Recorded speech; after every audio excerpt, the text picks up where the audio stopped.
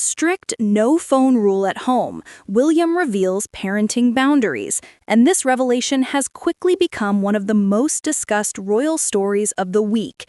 In a rare and open interview, Prince William candidly admitted that none of his children, Prince George, Prince Charlotte, or Prince Louis, own mobile phones, and he emphasized that he and Princess Catherine are very strict about this rule.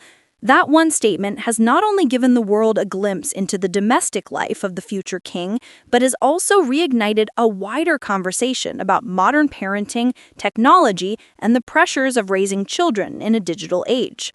William's words carry weight because he is not just any parent. He is the heir to the British throne, a man whose own childhood was marked by public scrutiny, press intrusion, and emotional upheaval. For him, the no-phone boundary is more than just about limiting screen time. It is about protecting his children from the kind of relentless exposure he himself experienced as a boy. When he said, "None of our children have any phones," which we're very strict about, it wasn't delivered like a casual remark. It was sharp, intentional, and rooted in experience. To understand why this simple family rule resonates so deeply, you need to look at the broader picture of William and Catherine's parenting philosophy. For years, they have presented themselves as hands-on parents who want their children to enjoy as normal a childhood as possible despite their royal titles. That means school drop-offs, parent-teacher conferences, sports games, and family outings. The no-phone policy fits right into that narrative. This is a couple determined to carve out privacy, normalcy, and a slower pace in a world that rarely offers it. Consider the ages of the Wales children right now. George is 12, Charlotte is 10, and Louis is 7. These are ages when most kids in ordinary households are already asking for or even owning their first phone. Many 12-year-olds use group chats, video calls, and social apps daily. Yet in the Wales household, the line is clear. No devices, no constant online chatter, and no chance for social media to creep in and dominate their lives. Instead, William paints a picture of a household centered around activity and connection. He talked about how the children spend their free time: trampolines in the garden, netball and hockey games, dance classes for Charlotte, and Louis's boundless energy expressed through outdoor play.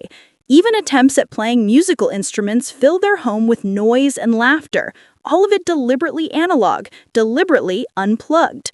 What makes this revelation even more striking is the timing. William himself acknowledged in the same interview that 2024 was one of the most difficult years for his family. Princess Catherine's health struggles and King Charles's illness placed enormous strain on the household, and William admitted it was a year filled with hardship and worry. Against that backdrop, the decision to keep family life as private and as technology-free as possible becomes even more understandable. When your world is under constant public attention, when even a family walk can generate headlines, the last thing you want is your children carrying devices that could become a gateway to more intrusion. Public reaction to William's comments has been loud and divided. Many parents praise the decision, saying it's refreshing to see a public figure take a hard stance on limiting phones for children. Parenting forums lit up with support, with mothers and fathers saying William's rules echo their own struggles at home.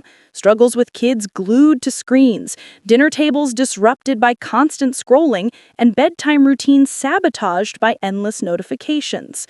For these parents, William's approach was a kind of validation, proof that even with all the resources in the world, good parenting still comes down to boundaries and consistency.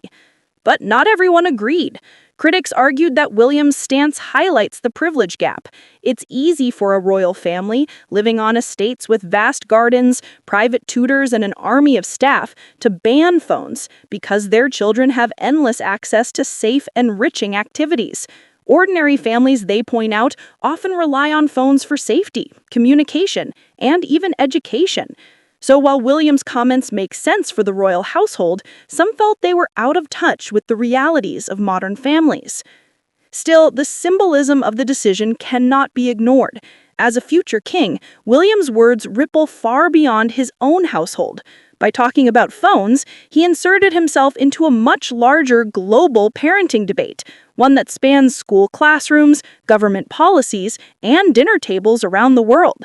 In many countries, educators and lawmakers are debating phone bans in schools, arguing about whether children should be shielded from devices during class hours. William's comments act almost like an endorsement of that movement, reinforcing the growing belief that less screen time means better focus, healthier mental well-being, and more meaningful family interaction. Beyond the policy and parenting debates, there's also a deeply emotional layer to this story. William has never forgotten the kind of public exposure that defined his youth. He watched his parents' turbulent marriage unfold under the harsh glare of paparazzi, and he saw the consequences of constant intrusion into Princess Diana's life. That personal history lingers in every decision he makes for his own children. In many ways, the no-phone rule feels like a protective shield, a way to delay for as long as possible the moment when George, Charlotte, and Louis are thrust into the same online world that would dissect their every word, every photo, every mistake. It also highlights the generational shift within the royal family. Previous generations of royals raised their children with a mix of tradition and distance, a nursery filled with nannies, formality at the dinner table, and little public discussion of parenting choices. William and Catherine are different. They speak openly about their home life, their challenges, and their philosophies. They reveal enough detail to feel relatable. Catherine attending sports matches like any other mother, William talking about sleepless nights. Yet keep the core of family life private.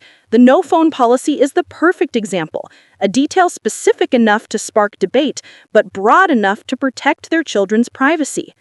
As the children grow, questions will linger. George, now 12, is nearing an age where his peers are stepping into social media, group chats, and digital networks. How long will the strict rule last?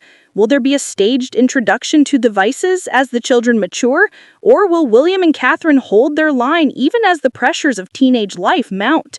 Observers will be watching closely because every decision they make about technology will inevitably shape not just their own family, but the expectations placed on young royals who must learn to balance duty with modern life. What stands out in all of this is William's tone. He did not sound casual nor apologetic. He sounded firm, protective, and perhaps even a little defiant.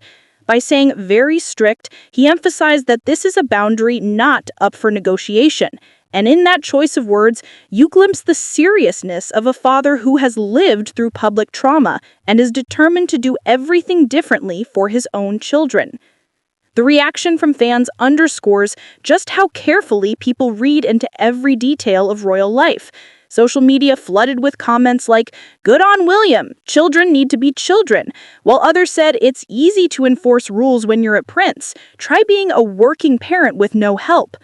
Parenting experts weighed in on morning talk shows, analyzing the pros and cons, citing studies about screen time and mental health. It was a reminder that the royals, intentionally or not, continue to shape cultural conversations simply by living their lives. This story is more than a quirky royal tidbit. It's a snapshot of how a future king sees childhood, privacy, and responsibility. It's a message about protecting innocence in an era when technology often erases it too quickly. And it is a testament to how William and Catherine are positioning themselves as modern parents, blending tradition with thoughtful boundaries in an effort to raise children who are grounded, resilient, and prepared for the weight of their future roles. As of now, the message is clear. In the Wales household, no phones means no phones. George, Charlotte, and Louis may live in palaces and travel with security, but when they sit down for dinner or climb onto the trampoline, they do so without the glow of a screen in their hands. And for William, that is not just a parenting choice. It is a protective measure born out of love, experience, and determination to keep his children safe for as long as possible.